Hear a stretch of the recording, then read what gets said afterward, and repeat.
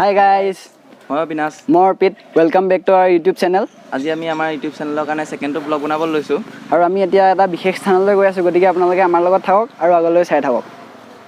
আমি যাবলৈ লৈছো ইয়াত।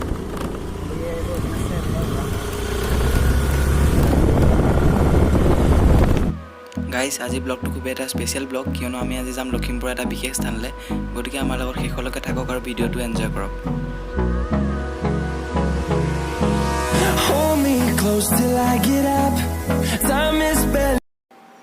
বৰ্তমান আমি এতিয়া লখিমপুৰলৈ গৈ আছো আৰু এফালে আমি এতিয়া লখিমপুৰলৈ যাম। এখন বিহপুৰীয়াৰ মেইন টাউন হয়। এইটো আগত ট্ৰেফিক পইণ্টৰ পৰা টাৰ্ণ লৈ পেলাই যাব লাগিব আৰু আগত আমাৰ দাদা দুজন আছে, সেই দুজন আহি আছে বৰ্তমান। গতিকে সেই দুজনৰ লগ পাম আৰু তেওঁলোকৰ লগতে যাম।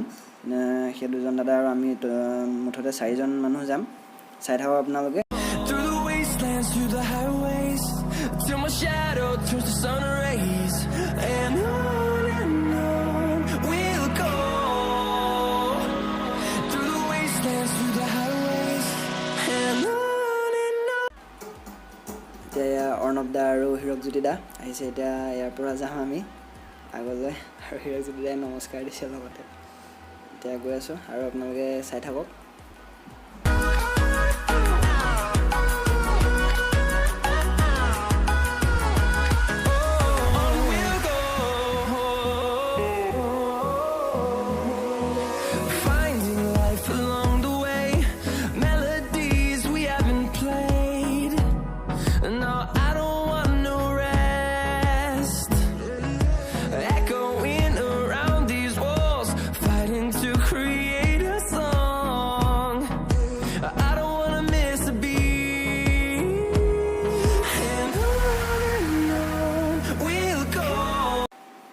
এতিয়া আমি লালুক পালোহি আৰু এতিয়ালৈকে যিমান দূৰ আহিলোঁ প্ৰায় সিমান দূৰ মানে আছে আৰু প্ৰায় 20-25 মিনিটমান লাগিব।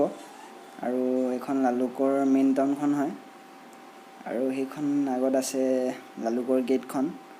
নৰ্থ লখিমপুৰলৈ আৰু 22 কিলোমিটাৰ আছে। 22 কিলোমিটাৰ মানে আমি য'ত গৈ আছোঁ বাইপাছত যাম আমি, তালৈ 26-27 কিলোমিটাৰমান হ'বগৈ আৰু টোটেল। আৰু আহিলোঁ আমি এতিয়ালৈকে বৰ্তমান 20-25 কিলোমিটাৰমান আহিলোঁ হয়তো। আৰু এতিয়া এইটো হাইৱেত উঠিলোঁ, নেশ্যনেল হাইৱে। ইটো আছিলে ষ্টেট হাইৱে আৰু এইটো নেশ্যনেল হাইৱে ইফালে যায়গৈ বান্দৰদেৱা। ইয়াৰ আগৰ ব্লগটোত আমি য'ত গৈছিলোঁ, যোনফালে গৈছিলোঁ সেইটো আৰু এইটো ৰাস্তা একেই, নেশ্যনেল হাইৱে হয় এইটো। আৰু ইফালে গৈ পেলাই এতিয়া চাই থাকক আপোনালোকে আগলৈ আৰু এনজয় কৰি যাওক।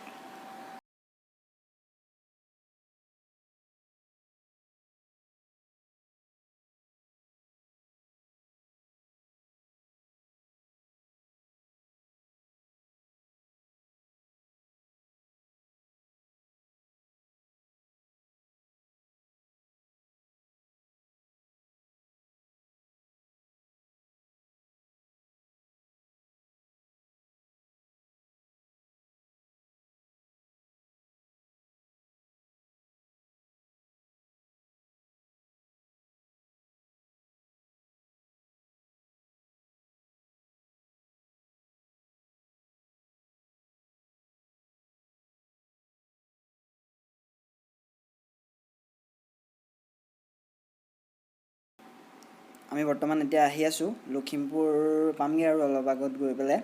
এতিয়া এইটো আপোনালোকে দেখিছে হয়তো, এইটো হৈছে দুৰ্গা মন্দিৰ, লখিমপুৰৰ দুৰ্গা মন্দিৰ। ৰাস্তাৰ কাষতে আছে এইটো আৰু ইয়াৰ চিনেৰীটো বহুত ধুনীয়া লাগে। ড্ৰোন নাই বাবে এতিয়া ড্ৰোন শ্বট ল'ব নোৱাৰোঁ, কিন্তু নহ'লে ল'লোঁ হয়। আৰু কৰোণাৰ বাবে হয়তো এতিয়া বন্ধ আছে, নহ'লে আমি সোমালোহেঁতেন ইয়াত।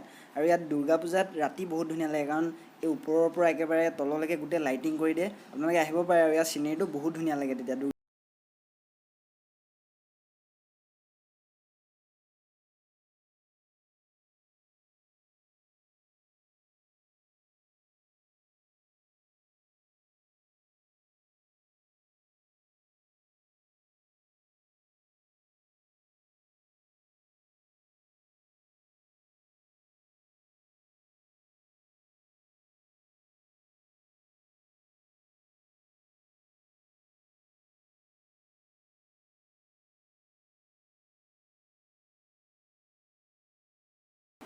এতিয়া আমি লখিমপুৰ প্ৰায় পালোহি আৰু আধা কিলোমিটাৰমান গ'লে আমি মেইন টাউন সোমাম। ইয়াৰ পৰা টাউন আৰম্ভ হয়, কিন্তু আমি এতিয়া টাউনলৈ নাযাওঁ, আমি যাম এতিয়া এই বাওঁ চাইডেদি সোমাই দি আমি লখিমপুৰ বাইপাছ পামগৈ আৰু আমি সেইফালেদি গৈ পেলাই আপোনালোকক দেখুৱাই আছোঁ।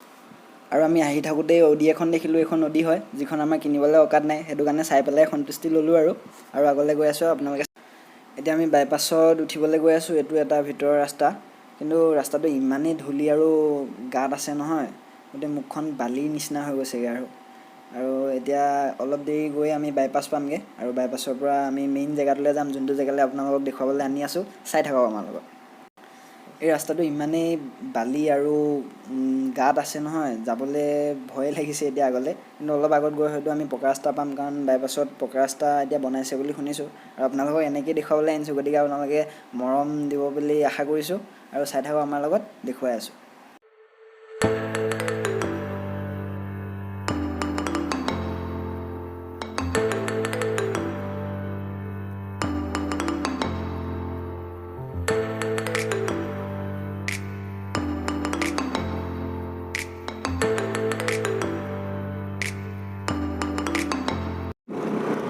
এতিয়া আমি বৰ্তমান সেই জেগাটো পালোহি। জেগাটো হৈছে এই আজি দুদিনমান আগতে আপোনালোকেতো নিশ্চয় দেখিছিলেই চাগে যে নীলিম মহন্ত নামৰ এজন আৰ্টিষ্ট হয়। তেওঁ চিত্ৰশিল্পীৰ লগত জড়িত। তেওঁ এই জুবিন গাৰ্গৰ এটা মন যায় বুলি কাষতে লিখা এটা বহুত ডাঙৰকৈ এই অভাৰ ব্ৰিজটোৰ তলতে যিটো বনাইছিলে।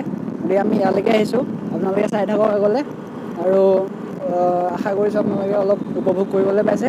গতিকে চাই থাকক আৰু আপোনালোকক দেখুৱাই আছোঁ। বৰ্তমান আমি এতিয়া ইয়াৰ যোনটো জুবিন গাৰ্গৰ ফটোখন, গতিকে এইফালে আছে ফটোখন, আপোনালোকক ভালকৈ দেখুৱাই আছোঁ ওচৰৰ পৰা। এইটো চাওক, এইফালে আছে অখিল গগৈৰ পোষ্টাৰ। গতিকে এইখনো নীলিম মহন্তই অঁকা, হয়তো ভালদৰে নাজানো সেইটো। গতিকে এইফালে আছে আৰু ইয়ালৈকে আহিছিলোঁ আপোনালোকে দেখুৱাবলৈ। আৰু জুবিন গাৰ্গ অসমত ইমানেই জনপ্ৰিয় যে এই ছবিখন চাবলৈকে ইয়াত মানুহৰ ভিৰ হয়। দিনটোত প্ৰায় 100 পৰা 200 মানুহ গোট খায় এই ফটোখন চাবলৈকে। আৰু নীলিম মহন্ত আৰ্টিষ্টজনো বহুত ধুনীয়াকৈ আঁকিছে ছবিখন আৰু সম্পূৰ্ণ স্পষ্টকৈ ওলাইছে গোটেই ছবিখন। মন যায় মোৰো, মন যায় মোৰো, মন যায় চকু থৈ চাবলে, লাহে লাহে ওচৰ পাবলে, কাষে কাষে খোজ দিবলে।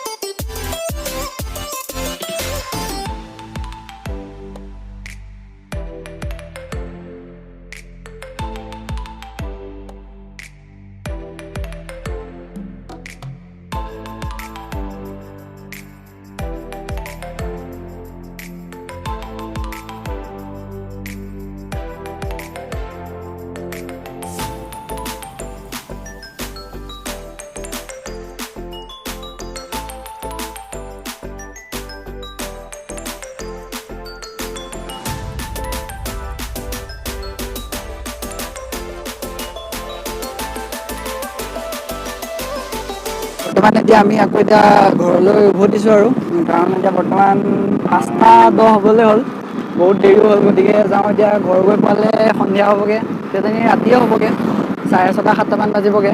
এতিয়া গৈ হয়তো আমি এটা জেগাত ৰৈ পেলাই অলপ খাম, কাৰণ অহাও টাইম হ'ল আৰু ঘৰতো লৰালৰিকৈ আহিবলগীয়া হোৱাৰ কাৰণে ভাত খাবলৈও নহ'লে। গতিকে ইয়াতে এতিয়া কিবা এটা খাম বুলি ভাবিছোঁ গৈ পেলাই অলপ আগত।